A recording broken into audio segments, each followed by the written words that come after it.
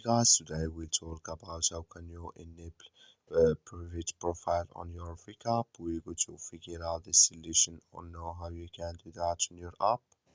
All you have to do, you just go above your photo, click on it here.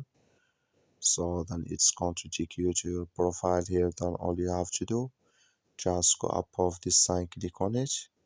So then it's going to show for you a list like this. Then you click here on settings and come to next step here. Then you click here on privacy here.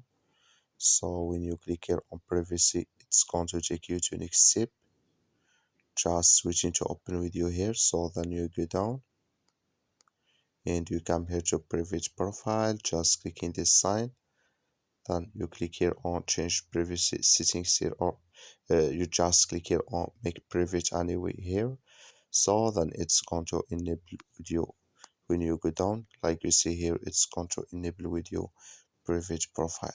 That's all you have to do. Thank you for watching. Don't forget to support us by like and subscribe.